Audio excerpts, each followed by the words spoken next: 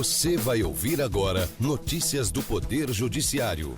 STF mantém regras que destinam 30% dos fundos eleitorais para candidaturas de pessoas pretas e pardas. Eleições municipais deste ano têm o maior número de eleitores da história. Justiça condena brasileiro por terrorismo. Boa noite, eu sou Ariana Fonseca. E eu sou Walter Lima. Supremo Tribunal Federal mantém validade da destinação de 30% dos recursos do Fundo Especial de Financiamento de Campanhas e do Fundo Partidário para candidaturas de pessoas pretas e pardas. A destinação de 30% foi introduzida este ano por emenda constitucional. Neto Costa.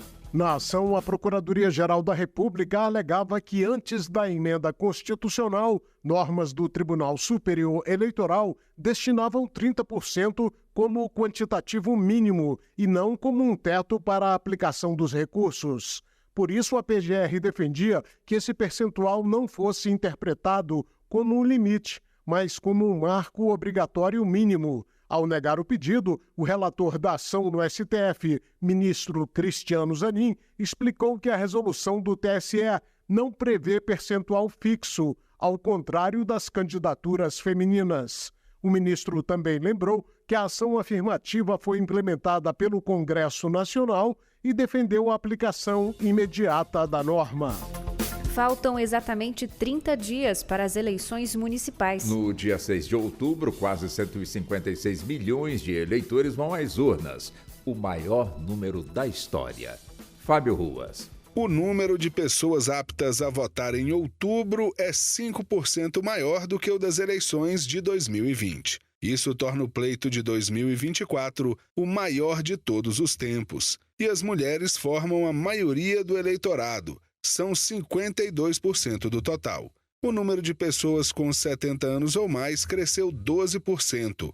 Eleitores com deficiência aumentaram em 25%. E a quantidade de pessoas que usam o nome social no título de eleitor foi 4 vezes maior. Todos os detalhes da pesquisa estão no site tse.jus.br. STJ absolve homem condenado por roubo, reconhecido apenas por fotos. As fotografias foram encontradas pela vítima em uma rede social de outro réu. Fátima Uchoa.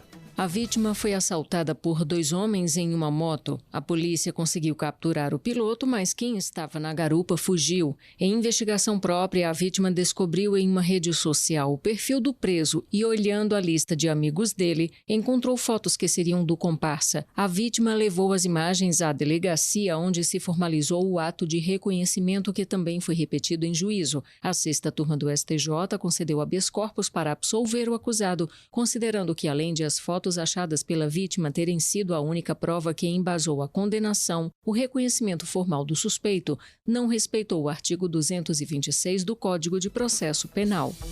Cálculo de horas extras de caminhoneiro deve ser diferente do valor pago a vendedores que trabalham por comissão. A decisão é do TST. Larice de Paula. Na ação, o trabalhador questionou receber o mesmo valor de horas extras pago aos vendedores comissionados.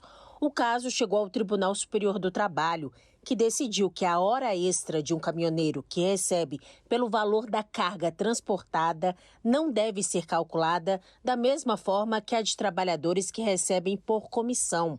No caso dos vendedores, quanto mais vendas, maior a comissão, e isso influencia no cálculo de horas extras.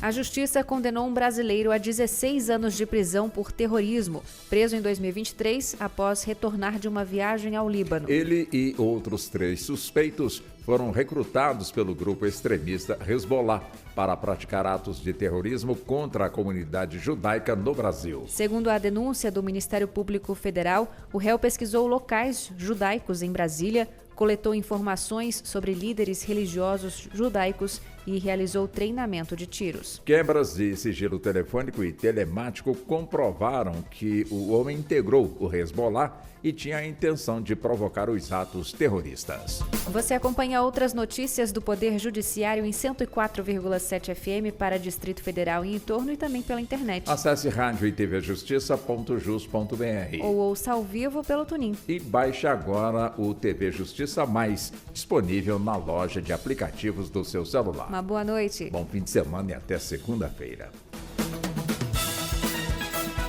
Notícias do Poder Judiciário, uma produção da Rádio Justiça, Supremo Tribunal Federal.